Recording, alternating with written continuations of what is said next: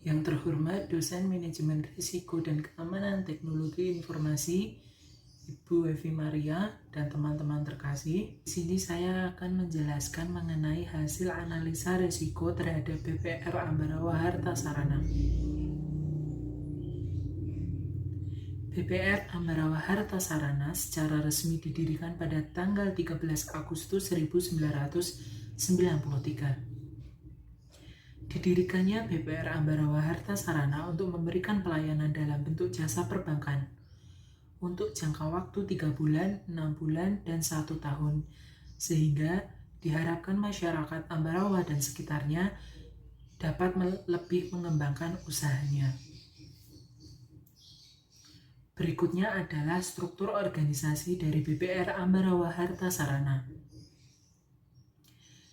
di mana pemegang kekuasaan tertinggi berada pada rapat anggota yang di bawahnya terdapat Dewan Pengawas, Pemimpin, dan Kepala Kantor. Kepala kantor sendiri membawai 3 kepala bagian dan bagian pembukuan. Selanjutnya kita masuk ke skop, konteks, dan kriteria, di mana skop, konteks, dan kriteria yang terdapat pada BPR Ambarawa Harta Sarana. Yang pertama, kita masuk pada tugas dan tanggung jawab masing-masing bagian. Direktur bertugas untuk mengontrol semua transaksi dan memberikan persetujuan terkait perbankan. Akuntansi memeriksa semua pencatatan transaksi perbankan dan melayani nasabah. Administrator memiliki tugas menginput data nasabah. Komite kredit memiliki tugas menganalisa data nasabah yang dibuat petugas lapangan.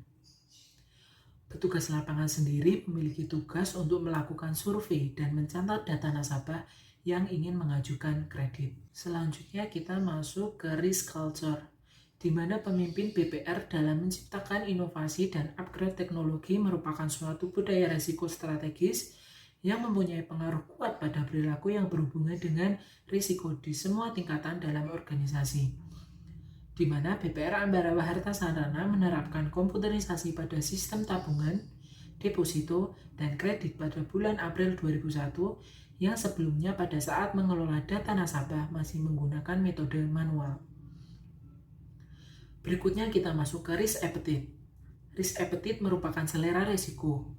Hal ini dapat dilihat atau diidentifikasi menggunakan matriks dengan warna, di mana pada kasus ini warna merah menandakan bahwa risiko berpotensi tinggi mengancam pencapaian tujuan, warna kuning menandakan risiko berpotensi sedang mengancam pencapaian tujuan, dan warna hijau menandakan berpotensi rendah mengancam pencapaian tujuan organisasi. Setiap matriks yang ditandai dengan warna tersebut dapat diselesaikan atau direspon dengan cara-cara tertentu. Masuk ke risk identification. Identifikasi risiko dilakukan dengan tujuan untuk mengetahui dan menghasilkan daftar lengkap mengenai sumber risiko dan kejadian yang dapat berdampak negatif atau menghambat pencapaian strategi dan tujuan perusahaan. Pada kasus ini, menggunakan teknik curah pendapat atau brainstorming. Risk identification terdiri dari identifikasi aset, identifikasi kemungkinan risiko, dan identifikasi dampak risiko. Identifikasi aset yang terdapat pada BPR Ambarawa Harta Sarana mulai dari data apa saja yang diperlukan saat mengajukan kredit dan hardware software yang digunakan. Pada komponen data aset yang dimiliki BPR Ambarawa Harta Sarana adalah data aset debitur. Selanjutnya ada komponen hardware, yaitu komputer, dan komponen software terdiri dari Microfinance DOS, Windows, dan Windows NT. Setelah mengidentifikasi aset yang dimiliki BPR Ambarawa Harta Sarana, selanjutnya mengidentifikasi kemungkinan risiko yang terjadi. Tahap ini mengidentifikasi kemungkinan risiko ke dalam 3 faktor, yaitu faktor alam, faktor manusia, dan faktor sistem. Di mana faktor alam kemungkinan yang terjadi adalah banjir dan kebakaran. Faktor manusia yang akan terjadi adalah human error, debitur sulit membayar kredit, UI sulit dipahami, dan pencurian data debitur. Untuk faktor sistem, yaitu server error atau down, kegagalan backup, disconnect internet, dan listrik padam. Selanjutnya masuk ke tahap identifikasi dampak resiko. Tahap ini menjelaskan apa saja dampak yang akan terjadi pada BPR Ambarawa Harta Sarana melalui kemungkinan yang akan terjadi. Kemungkinan risiko banjir akan berdampak transaksi kredit akan terganggu. Kemungkinan risiko kebakaran akan mengakibatkan proses layanan kredit akan terhenti. Human error akan menyebabkan data debitur yang diinput pada aplikasi tidak akan valid. Debitur sulit membayar kredit akan mengakibatkan kerugian pada pihak BPR. UI sulit dipahami. Teller tidak familiar dengan UI aplikasi. Pencurian data debitur akan mengakibatkan data pribadi debitur akan hilang dan disalahgunakan. Server down atau error akan mengakibatkan tidak dapat memasukkan data transaksi kredit pada aplikasi yang digunakan. Kegagalan backup akan mengakibatkan pengulangan backup data debitur dari awal. Disconnect internet akan mengakibatkan aplikasi tidak dapat diakses. Dan yang terakhir, listrik padam akan mengakibatkan layanan akan berhenti. Selanjutnya kita masuk ke analisis resiko. Analisis resiko memiliki tujuan untuk memahami sifat risiko dan karakteristik termasuk kesesuaian level risiko. Pada kasus ini menggunakan metode metrik konsekuensi. Belum saya menjelaskan mengenai analisa risiko, saya akan menjelaskan terlebih dahulu dua tabel tambahan untuk mengukur risiko yang ada pada BPR Ambarawa Harta Sarana. Yang pertama ada tabel likelihood, di mana ada 5 likelihood, yaitu almost certain, di mana frekuensi terjadinya risiko 1-3 bulan dan pasti terjadi. Kemudian ada likely, terjadi risiko 4-6 bulan dan sering terjadi. Possible, terjadinya risiko 7-12 bulan dan kadang-kadang terjadi.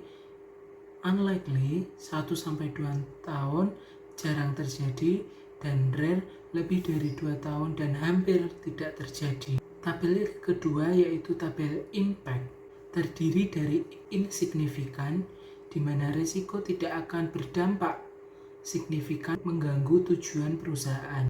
Kemudian ada minor, risiko akan mengganggu sedikit tujuan perusahaan.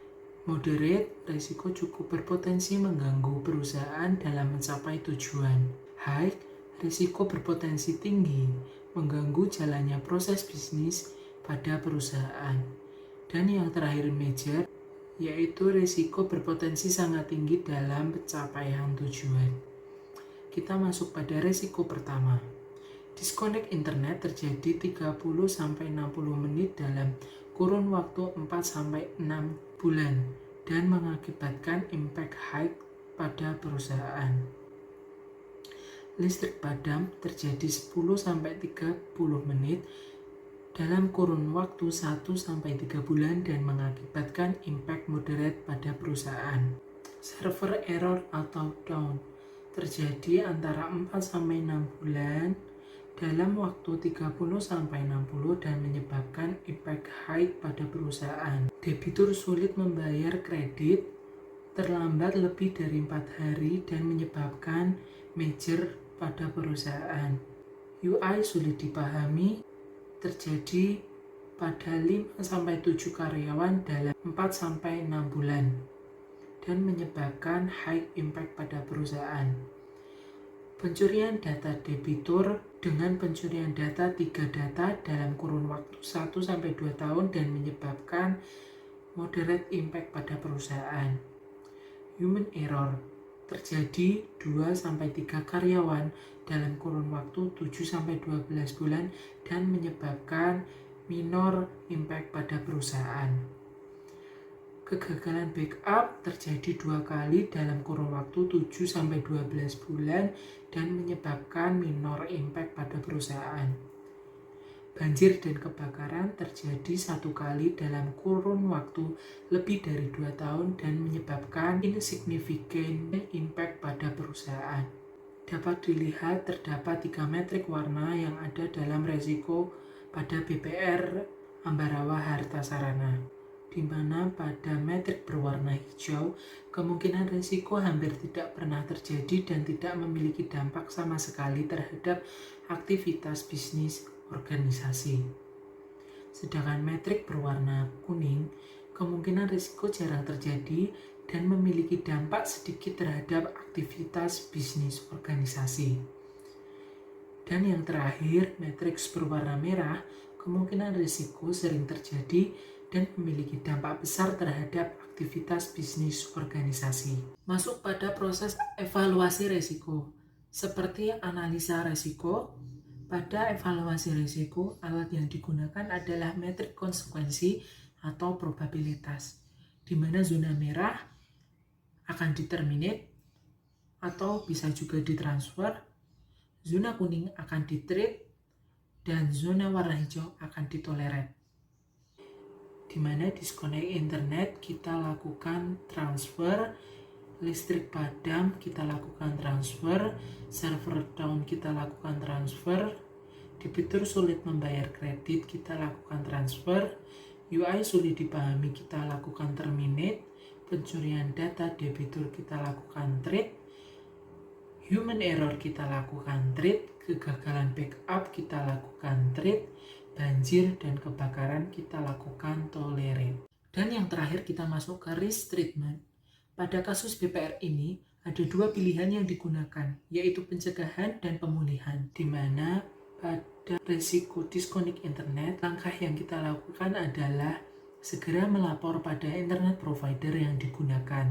Untuk listrik padam, perlunya genset agar dapat tetap terhubung dengan listrik dan dapat mengakses aplikasi.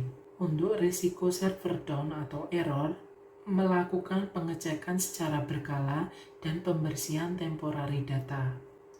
Selanjutnya, untuk risiko debitur sulit membayar kredit, langkah yang kita lakukan adalah meninjau kembali syarat-syarat menjadi debitur dengan cara penjadwalan kembali, persyaratan kembali, dan penataan kembali.